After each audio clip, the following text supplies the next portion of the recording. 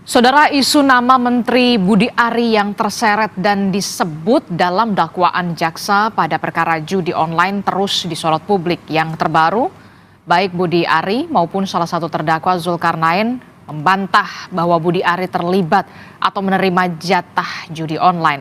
Bagaimana mengusut tuntas perkara judi online ini? Kita bahas bersama sejumlah narasumber yang sudah hadir melalui sambungan daring di pagi hari ini. Di antaranya ada Wakil Ketua Umum Projo, ada Pak Freddy Damanik, kemudian ada peneliti Pusat Kajian Anti Korupsi Pukat UGM, Mas Zainur Rohman, dan juga ada anggota Komisi 1 DPR RI dari fraksi PKB yang juga panja judi online, Pak Syamsur Rizal. Selamat pagi Bapak-Bapak semuanya.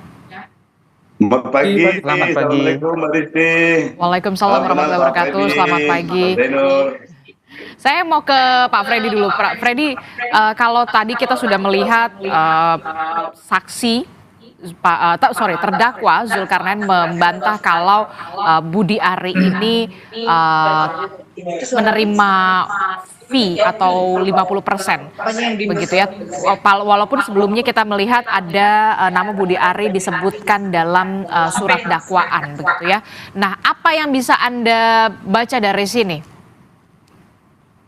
Iya, terima kasih. Seperti yang sudah sering kami sampaikan, sama seperti yang disampaikan Budi Ari tadi ya. Di narator tadi juga itu yang dimaksud oleh Budi Ari ya, peran media di sini. Termasuk narator tadi menyebutkan jaksa menyebutkan Budi Ari menerima jatah. Padahal tidak pernah jaksa menyebutkan itu. Tidak pernah atau tidak ada di dalam dakwaan seperti itu. Ya, tidak ada. Yang ada di dalam dakwaan, mereka 4 terdakwa itu bertemu, kemudian mereka sepakat sendiri menulis jatah-jatah itu.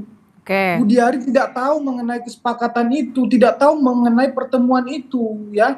Kemudian tidak pernah menerima dana. Nah, kalau ya ada satu pun saksi, ada fakta lain atau ada bukti lain, sudah pasti ada di dalam dakwaan itu. Ya, termasuk di dalam persidangan kemarin.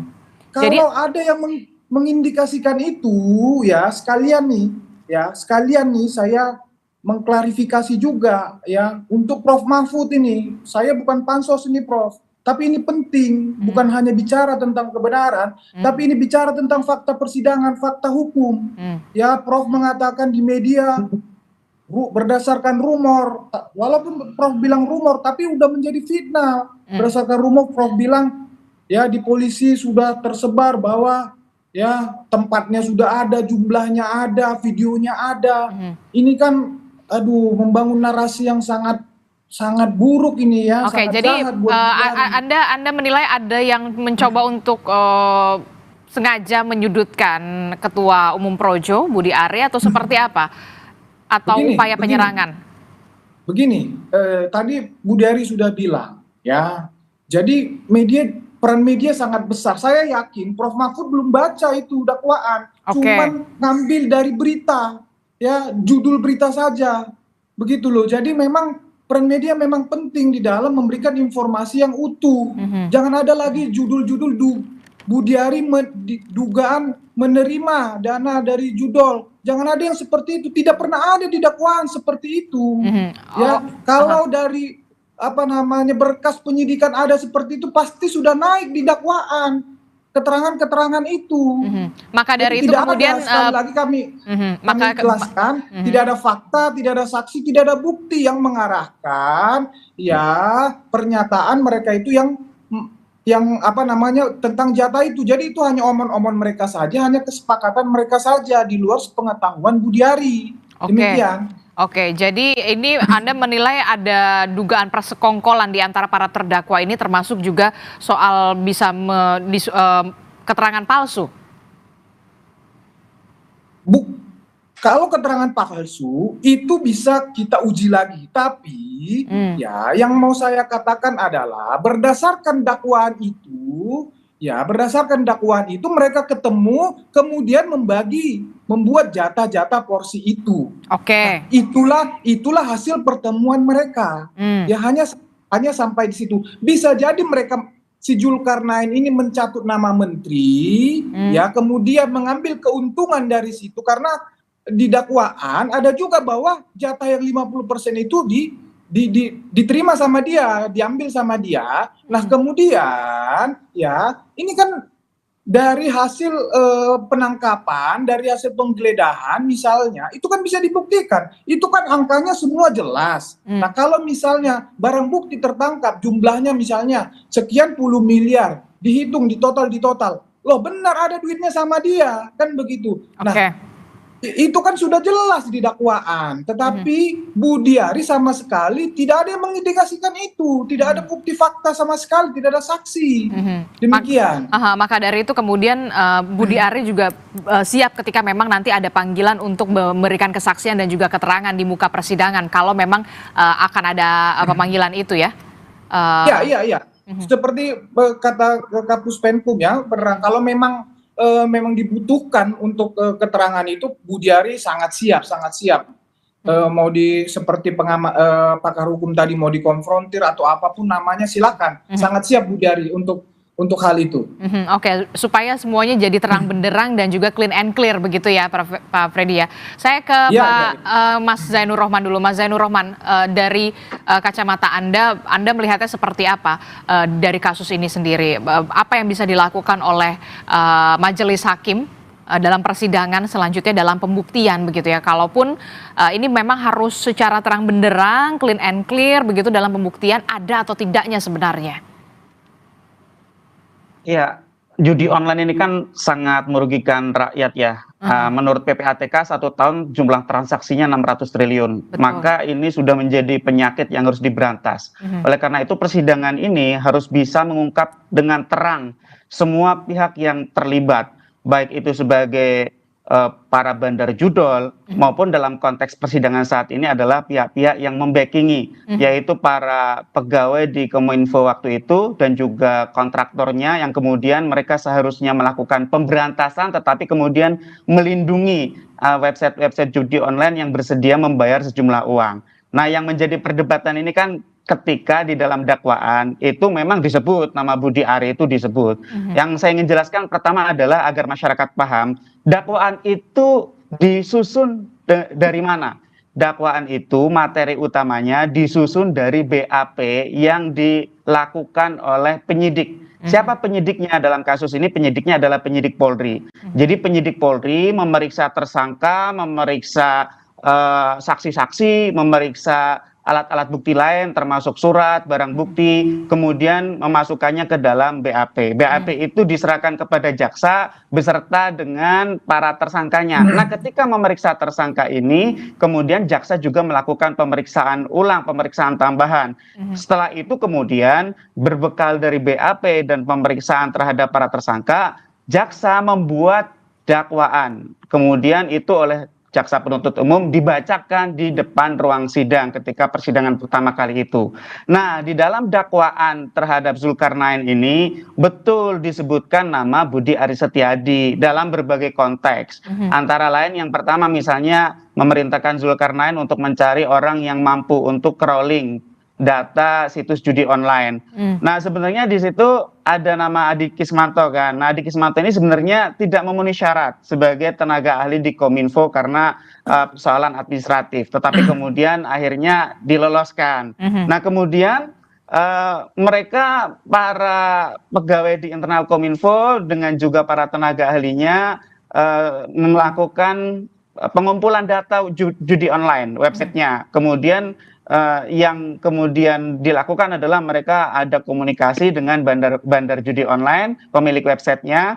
Kemudian akhirnya ketemu satu kesepakatan untuk memberikan uang, sejumlah uang. Nah, sejumlah uang itu jumlahnya miliaran, sangat besar. Kemudian ya penyidik menemukan ada satu dokumen berupa rincian pembagian uang. Ya, ini dalam konteks yang disusun oleh Alwin Jabarti Kemas ya. Di situ ada kode-kode, ada kode D, ini diduga adalah Deden Imaduddin, ada kode S, Syamsul Arifin, ada kode R, itu untuk Rahmada, ada kode PM. Nah, ini di dalam penyidikan, pendalaman dari penyidik ini adalah kode untuk Budi Aris Setiadi dan seterusnya, masih banyak kode-kode yang lain. Artinya ini mengalir di dalam pembagian ini memang dibagi-bagi. Dan inilah yang kemudian harus dibuktikan di persidangan.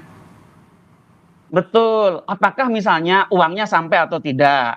Apakah misalnya benar atau tidak PM itu adalah Budi Aris Setiadi dan seterusnya, itu adalah materi yang harus dilakukan pendalaman. Ya, ada juga misalnya orang jual nama, ada gitu ya. Misalnya, oh saya minta bagian untuk Pak Menteri, tapi misalnya dikantongi sendiri bisa. Tapi bisa juga ternyata memang misalnya diberikan beneran. Oleh karena itu, apa yang harus dilakukan? Yang harus dilakukan adalah penyidik Polri tindak lanjuti. Ini masih banyak, Mbak. Kenapa? Karena sejauh ini yang saya lihat, undang-undang yang digunakan itu adalah undang-undang ITE, dijerat dengan pasal membiarkan dapat diaksesnya judi online. Padahal ini perkara tipikor. Kenapa? Karena ada para pegawai negeri menerima suap untuk mengamankan situs judi online. Ini tipikornya tidak diproses oleh Polri. Bagaimana? Yang kedua TPPU, tindak pidana pencucian uang, itu juga tidak diproses. Nah, apakah ini mengalir betul ke Budi Aris atau tidak? Yaitu harus masuk ke dalam materi pendalaman oleh penyidik maupun di dalam proses persidangan Zulkarnain itu menjadi materi pendalaman, menjadi materi pembuktian di persidangan. Itu nanti kan di ruang sidang bisa saling di cross check. Tentu semua pihak ingin mengamankan posisinya masing-masing siapapun itu, tetapi kan ada berbagai alat bukti lain yang bisa digunakan untuk memperjelas apakah seseorang itu ikut menerima atau tidak. Prinsip dasarnya tidak boleh ada satu orang pun menikmati hasil kejahatan, sehingga siapapun yang menerima itu harus diproses secara hukum. Nanti selain di ruang sidang yang terbatas itu sebenarnya penyidik kan bisa mendalami melalui misalnya rekaman transaksi keuangan dari PPATK, kemudian juga digital forensik. Apakah misalnya seseorang itu mengiyakan pemberian untuknya, itu bisa dicek di bukti forensiknya ada atau tidak ya. Misalnya chat melalui Signal, melalui Telegram. Kalau WA kayaknya sekarang para koruptor udah nggak pakai WA ya, mereka takut kalau transaksi pakai WA gitu. Atau misalnya menggunakan cross check terhadap para saksi yang sekarang adalah para terdakwa itu.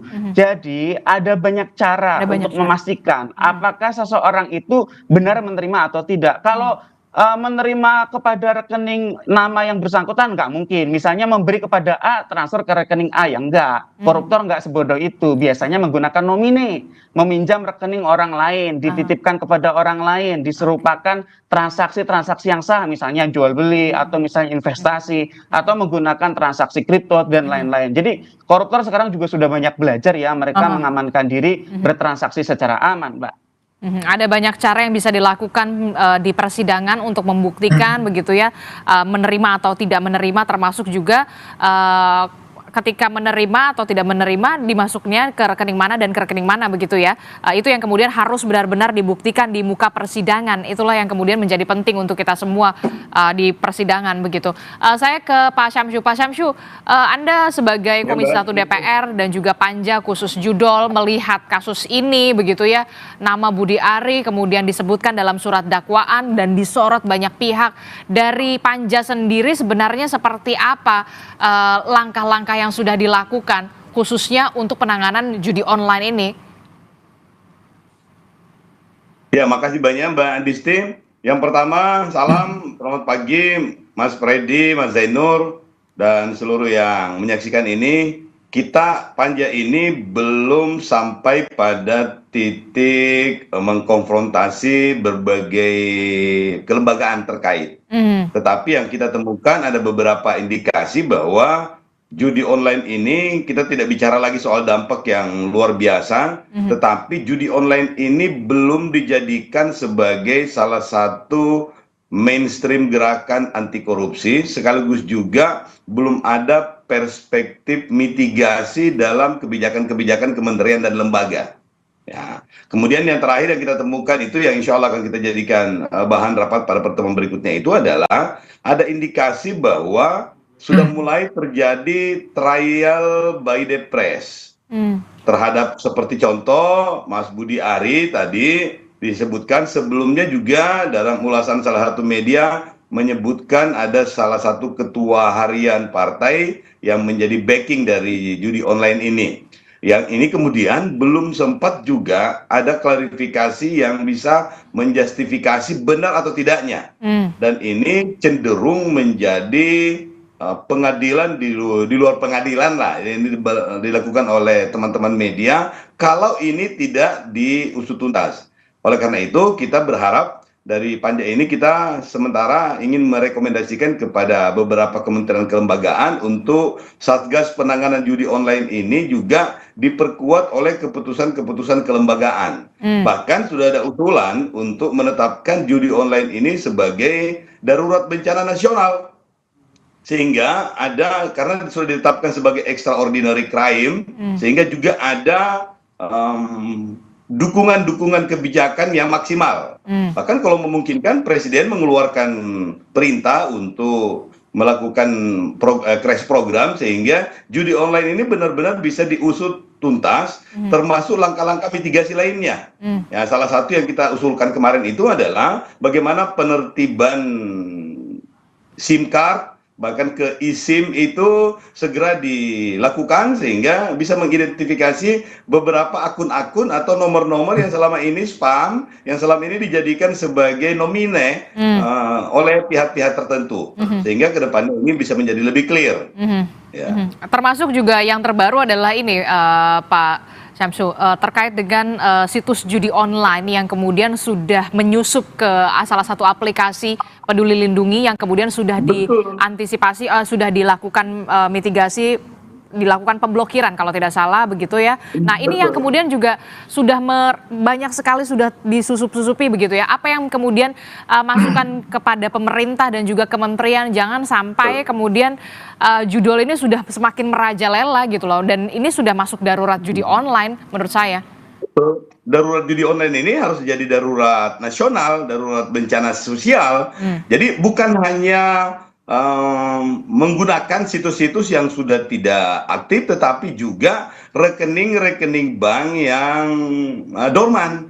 Jadi banyak sekali modus yang mereka lakukan yang memang kelihatannya mereka sudah mempersiapkan diri dengan segala infra dan suprastruktur yang mereka miliki, yang kadang-kadang kita ketinggalan 1-2 langkah di belakang, dan ini yang kita tidak bisa antisipasi kalau kita tidak menunjuk atau memiliki satu kebijakan secara nasional yang membuat teman-teman kepolisian, kejaksaan, teman-teman aktivis, teman-teman media itu punya ruang yang lebih luas untuk menunjukkan keberpihakannya kita untuk melindungi masyarakat. Jadi perspektif yang ketiga yang ingin kita lakukan itu adalah semua langkah yang kita lakukan itu bukan hanya ansih pada penanganannya, tetapi juga perspektifnya adalah perspektif mitigasi untuk perlindungan masyarakat. Karena kalau dari data-data PPATK itu bukan hanya sekadar 600 triliun, tetapi bisa sudah tembus di angka kuadriliun, sudah lebih dari 1.000 triliun. Dan itu juga menyasar bukan hanya kalangan-kalangan profesional, kalangan-kalangan yang memiliki mindset yang sudah mapan lah, tetapi juga sampai pada anak-anak. Berbagai profesi, bahkan seorang ustadz, pendeta juga ternyata terlibat, baik disengaja maupun tidak disengaja. Dan ini memang sudah menjadi ancaman yang luar biasa, Mbak. Ini sudah jadi ancaman yang luar biasa karena sudah masuk. Satu lagi, Mbak, ini. Silakan singkat. Komdigi itu sudah men-take down itu kurang lebih 5,1, katanya sekarang sudah 5,3 juta situs. Mulai dari November sampai di awal Mei kemarin. 5,3 juta situs sudah ditutup. Tapi ternyata praktek judi online itu masih luar biasa. Berarti mereka mampu bermetamorfosa di situs-situs yang lainnya, atau mereka berkamuflase di situs-situs atau di media-media yang lain. Dan itu yang mesti diantisipasi. Mati satu tumbuh 10.000 begitu ya, bukan mati satu tumbuh 1.000. Itu yang kemudian harus benar-benar menjadi perhatian khusus dari pemerintah pusat begitu ya. Tidak hanya soal bagaimana siapa saja yang dalam tanda kutip begitu ya orang-orang yang membackingi, tapi juga usut tuntas sampai ke bandar judulnya, bandar besarnya begitu. Jangan sampai kemudian ada pengalihan begitulah. Apa yang bisa dilakukan oleh pemerintah pusat? Ini satu lagi, Mbak, yang terakhir, yang rekomendasi kita yang keempat itu. Kalau itu kemudian ada indikasi bahwa ternyata servernya atau situs-situsnya dikembalikan dari luar negara kita, maka kita mesti melakukan langkah-langkah diplomasi kenegaraan. sehingga Kementerian Luar Negeri ini bisa menjalin hubungan dengan kementerian atau dengan pemerintah di negara-negara yang terindikasi menjadi pusat dari server itu, sehingga kedepannya kita bisa melakukan langkah-langkah yang sifatnya internasional strategi, sehingga kedepannya sekali lagi kita bisa juga menginterupsi di beberapa praktek-praktek di negara lain yang berpengaruh terhadap praktek di Indonesia. Oke, apa yang bisa dilakukan oleh pemerintah pusat untuk bisa semakin memperketat, jangan sampai kemudian langkah-langkah dari situs judi online dan juga bandar judul ini masih bebas berkeliaran begitu ya? Apa yang harus dilakukan oleh pemerintah pusat? Tapi nanti kita akan bahas usai jeda, tetaplah bersama kami di Sapa Indonesia Pagi, kami akan segera kembali.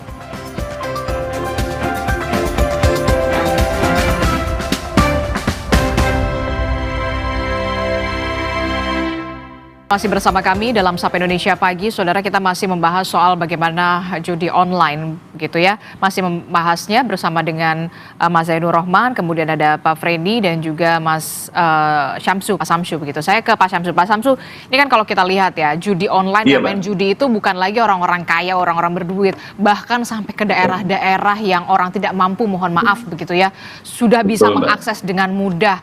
Anak-anak mirisnya hampir semua lini sudah bisa mengakses. Nah, ini jadi apa ya? Sebenarnya harusnya jadi perhatian khusus dari pemerintah pusat supaya kemudian akses ke orang-orang yang memang sebenarnya tidak bisa dicegah begitu ya, seperti anak-anak, kemudian orang-orang yang memang seharusnya memang tidak bermain judi online. Inilah yang kemudian harusnya ada upaya mitigasi yang lebih serius. Nah, kalau dari Panja sendiri seperti apa?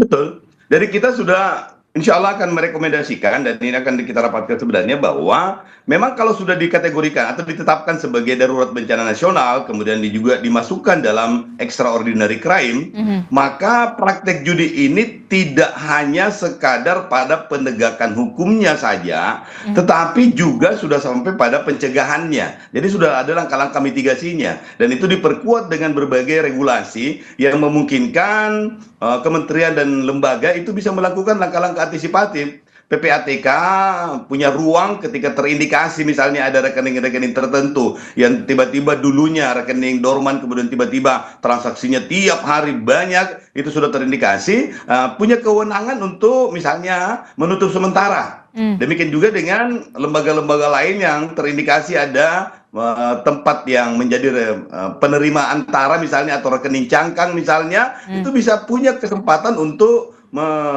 breakdown, kemudian suspend terlebih dahulu misalnya, dan lain-lain. Semua kelembagaan itu. Kenapa? Karena yang menjadi bahaya ini bukan hanya sekadar bencana sosialnya, tetapi ini sudah sampai pada mereduksi kepercayaan publik terhadap penyelenggara negara, penyelenggara pemerintahan. Ya, contohnya tadi Pak Menteri, kemudian juga salah satu ketua harian, itu kalau dibiarkan mungkin besok-besok ada lagi yang seperti itu. Pasti rakyat akan bertanya, berarti hampir semua ada penyelenggara kita terlibat.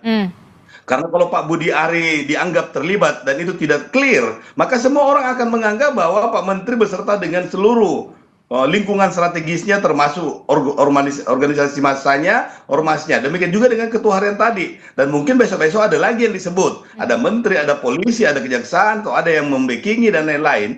Jangan dibiarkan publik kemudian menganggap bahwa mereka-mereka itu sudah hampir pasti terlibat. Itu tadi saya katakan, bisa cenderung terjadi trial by the press, dan itu sangat berbahaya untuk membangun kepercayaan publik terhadap penyelenggara pemerintahan dan aktivitas-aktivitas yang lain. Oleh karena itu memang harus menjadi perhatian serius. Oleh karena itu kita sasaran utamanya adalah menetapkan masalah judi online ini sebagai extraordinary crime, kemudian juga menjadikan judi online ini sebagai darurat bencana nasional. Termasuk juga soal begini pertanyaannya, berani tidak sebenarnya pemerintah pusat begitu ya, benar-benar ambil alih, benar-benar berperan penting begitu, hands on terhadap bandar judi online ya begitu, tidak hanya sekedar hanya orang-orang yang mengelola dan segala macam, tapi bandar judi online-nya ya sekarang masih tersenyum lebar tampaknya. Betul, Mbak, dan itu memang intelektual dadarnya, karena kalau kita menggunakan undang-undang ITE, kemudian KUHP, sampai pada intelektual dadarnya, karena penyiapan kondisi atau infrastruktur terjadinya transmisi atau penyebar luasan. Berarti semuanya yang terkait dengan aktor intelektualnya pun juga bisa mendapatkan tanda kutip ya pidana atau perlakuan negara, sehingga kita juga ingin supaya ini menjadi keseriusan bersama. Makanya solusinya adalah penetapan darurat bencana nasional atau dijadikan sebagai extraordinary crime, sehingga perangkat hukum yang lain itu juga bisa berfungsi dengan baik. Ya. Oke, Demikian, baik. Mbak Rizky. Baik, terima Ya. kasih untuk Pak Syamsu Terima kasih, Mbak. Ya. Rizal, selaku Mas, juga Panja ya. Khusus Judi Online Komisi 1 DPR RI telah bergabung bersama kami. Terima kasih untuk waktunya. Kami melanjutkan kembali bersama dengan Mas Zainur Rohman dan juga Pak Freddy begitu ya. Nah, kalau begitu penting sekali untuk mengusut secara tuntas, secara terang benderang, termasuk juga soal pembuktian di persidangan. Ketika memang Pak Budi Ari kemudian dimintai keterangannya sebagai saksi di persidangan begitu ya Pak Freddy ya, untuk bisa benar-benar mengkelirkan juga begitu Pak Freddy. Ya, ya. Jadi kita sepakat sekali apa yang disampaikan tadi Pak Syamsu Rizal tadi tentang hal-hal yang sangat urgent, sangat darurat untuk pemberantasan judi online ini ya. Kita sepakat, dan itulah sebetulnya yang dilakukan Budi Ari ketika dia jadi Menkominfo ya. Kalau menurut kami justru Budi Ari lah yang sampai sekarang yang sangat layak dijadikan pahlawan pemberantasan judol. Apa namanya, semua jejak digitalnya sangat banyak tentang hal itu. Bahkan kami tadi disebut ormas kami ya, Projo, itu diperintahkan seluruh Indonesia ya untuk membuat apa namanya semacam banner-banner seluruh Indonesia berantas judol atau tolak literasi digital yang dilakukan untuk pemberantasan judol. Itu dilakukan Budi Ari, termasuk dalam hal tadi yang ada misalnya disebutkan tadi Mas Zainur Rohman di dakwaan ya, kan ada dua cuma perintah presiden kepada Budi Ari. Pertama berantas judol, yang kedua benahi BTS. Nah, itulah kepentingannya ketika dia punya waktu cuma 1 tahun 3 bulan, maka dimaksimalkanlah ya resources yang ada bagaimana untuk memberantas judol itu. Itulah kenapa dia hubungannya sama Tony. Tony punya orang si AK tadi itu yang mampu ya, dia ini hacker sangat muda yang mampu untuk memblokir ya, mengumpulkan dan memblokir sekian banyak situs-situs judi online. Itu cerita awalnya. Jadi Tony ini si AK ini mempresentasikan di hadapan Budi Ari dan seluruh pejabat Kominfo ya tentang alatnya tadi itu, tentang kemampuannya dia itu untuk memblokir ini. Nah, yang selama ini hanya 10.000, nah alat si AK ini dan kemampuan si AK ini mampu menjadi 50.000 sampai 100.000 per hari. Nah, itulah alasan kenapa dia direkrut. Kalau saya nggak salah dia bukan karena memang betul ya sebagai tenaga ahli memang tidak memenuhi syarat S1. Kemudian itu jadi pertanyaan juga soalnya kemudian bisa ada di dalam Kominfo itu gitu, walaupun tidak memenuhi syarat secara administratif. Iya, karena tidak memenuhi syarat secara administratif, kemudian oleh direktur yang kalau nggak salah direktur pengendalian ya, jadi dibuat skema lain. Jadi memang sudah lazim di dunia di dunia IT ini bahwa kalian kemampuanlah yang utama. Bukan berarti pendidikan tidak penting, tetapi kemampuan itu sudah ditunjukkan oleh dia ini jauh melampaui yang selama ini sudah berjalan. Itulah alasannya kenapa Kominfo melakukan perekrutan. Nah, saya jelaskan sedikit lagi. Jadi di dakwaan ini ada mulai Januari sampai April ya, sebelum Budi Ari masuk, ini orang-orang ya termasuk si Kemas ini dan kawan-kawan, Deden dan kawan-kawan ini sudah main, bahkan jauh sebelumnya mereka sudah main. Ya, untuk membackingi, untuk pengamanan situs judi online ini. Nah, masuklah si AK ini yang dibawa oleh Tony ini ya, gencar melakukan pemberantasan situs judi online. Mereka terganggu ya. Nah, kemudian Deden ini sebagai ketua, ini di dakwaan ya, sebagai ketua pemberantasan ini terganggu. Mereka temuinlah si AK, tergoda si AK. Nah, cuman si AK ngomong ya, yang dekat Budi Ari itu adalah si Tony Nah, Zulkarnain Tony ditemui oleh Tony. Nah, Tony ini terpengaruh. Nah, jadi dalam hal ini Budiari itu dihianati, Budiari itu ditipu sama orang-orang ini. Itu konteksnya. Jadi Zulkarnain ini make nama Budiari untuk meyakinkan orang-orang ini supaya dia dapat jatah katakan lebih banyak. Itu semua uang dia yang terima, ada di dakwaan itu. Dan jadi namanya dicatut lah ya, ibaratnya begitu ya. Nah, inilah yang kemudian harus benar-benar dibuktikan secara clear and clear kalau memang seorang Budi Ari ini memang tidak sesuai dengan apa yang ada di surat dakwaan soal pembagian jatah-jatah itu ya. Ini yang harus benar-benar dibuktikan nanti di persidangan. Saya ke Mas Zainur Rohman. Mas Zainur Rohman, apa yang harusnya dilakukan oleh pemerintah dalam hal ini adalah soal penegakan hukum, pemberantasan judi online begitu ya. Jangan sampai kita hanya berfokus di kasus ini saja begitu ya, soal nama Budi Ari disorot publik lah, kemudian masuk surat dakwaan lah, tapi kemudian yang jadi inti utamanya adalah soal bandar judolnya aja sekarang masih bebas berkeliaran begitu ya, masih bisa menancapkan kaki di mana-mana.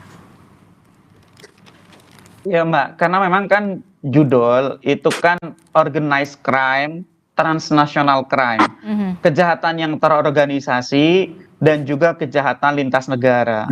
Operasionalnya saja dari Kamboja gitu ya, dan terorganisasi karena ada begitu banyak tenaga kerja yang bekerja. Bahkan kalau di Kamboja kalau tidak salah jumlahnya 80.000 warga negara Indonesia yang menjadi operator judi online di sana. Mungkin ada beberapa bandar besar dengan omset dengan kekayaan puluhan triliun gitu ya. Nah, jadi saya melihat memang dengan kasus yang sekarang sedang disidangkan ini harusnya menjadi titik tolak bagi pemerintah untuk serius memberantas judi online. Ya, jadi ini kan kejadian di Kominfo ini kan juga seharusnya menjadi pembelajaran. Betul. Apa yang harus direview? Harus ada audit investigatif untuk mereview kegagalan sistem. Mengapa para pejabat yang seharusnya memberantas judi online justru menjadi pelindung judi online? Yang kedua, apakah teknologi yang dimiliki oleh Indonesia itu mencukupi? Kalau saya pikir teknologi blokir, teknologi crawling itu sekarang di dunia udah sangat maju luar biasa ya. Indonesia pegang Pegasus sudah dari zaman dulu gitu ya. Apalagi sekadar untuk judi online yang sebenarnya mereka kelemahan untuk memberantas judi online itu kan kecepatan replikasi. Jadi kalau satu ditutup, dia masih ada satu lagi, mirroring satu lagi, mirroring satu lagi, dan seterusnya.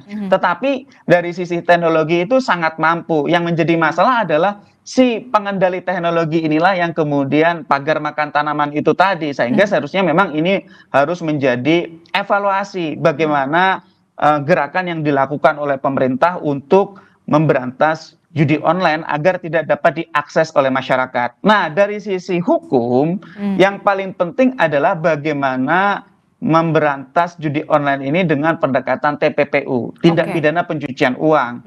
Mengapa? Karena kan ujung-ujungnya adalah semua soal hasil dari judi online. Judi online ini kan scam, ya, masyarakat itu dibuat kecanduan sehingga mereka tidak bisa berhenti. Mungkin mereka akan dimenangkan 1 kali oleh bandarnya, mereka akan dikalahkan 9 kali gitu ya. Nah, uang yang terkumpul itu semua dicuci. Seperti kasus yang kemudian ada yang disidangkan kan, ada bandar judi online itu menggunakan uang hasil judi online-nya untuk membangun sebuah hotel di sebuah kota gitu ya.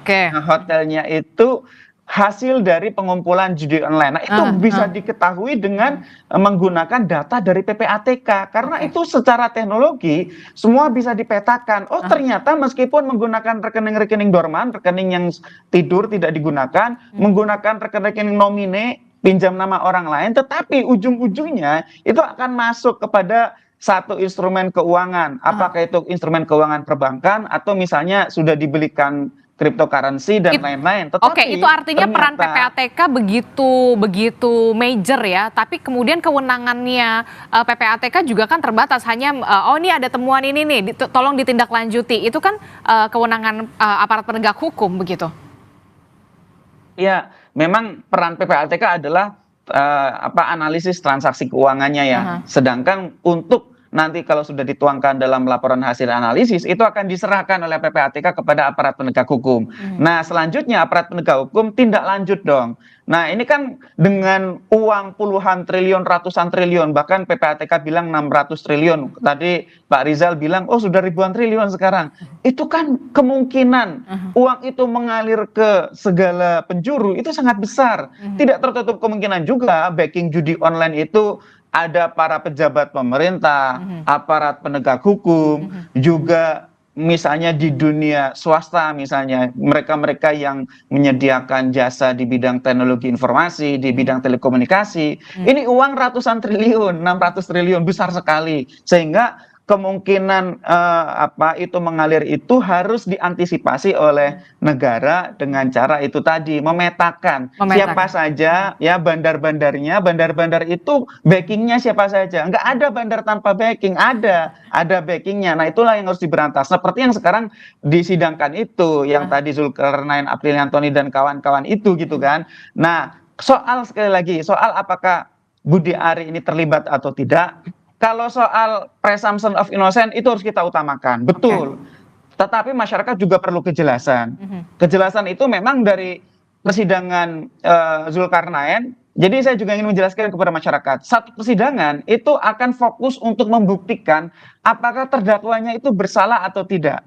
Sedangkan untuk pihak lain itu bukan merupakan fokus dari persidangan itu. Sehingga untuk menjawab apakah Budi Ari itu terlibat atau tidak, itu tidak bisa dibebankan sepenuhnya pada persidangan Zulkarnain. Zulkarnain itu persidangannya ya untuk Zulkarnain itu. Sehingga ini yang ditunggu adalah ya memang akan ada banyak informasi yang bisa di cross check di persidangan Zulkarnain, tetapi ini dikembalikan kepada penyidiknya. Penyidik kan punya pengetahuan apakah ini Zulkarnain jual nama atau memang ada aliran, dan penyidik itu dibekali dengan pelatihan, kemampuan yang mereka miliki. Mereka sudah berpengalaman puluhan tahun. Apakah seseorang itu hanya dijual namanya atau benar-benar menerima dengan yang tadi saya sebutkan itu. Akan diperiksa komunikasi digitalnya, akan diperiksa rekening-rekeningnya, akan diperiksa keterangan para saksi, akan diperiksa barang-barang bukti, akan diperiksa surat-surat gitu ya. Sehingga ya kita harus bersabar, masyarakat tidak boleh juga menuduh Pak Budi Ari tersangka aja belum, apalagi bersalah. Belum, sama sekali masih sangat jauh. Sehingga sekarang Pak Budi Ari statusnya dengan masyarakat lain sama, tidak ada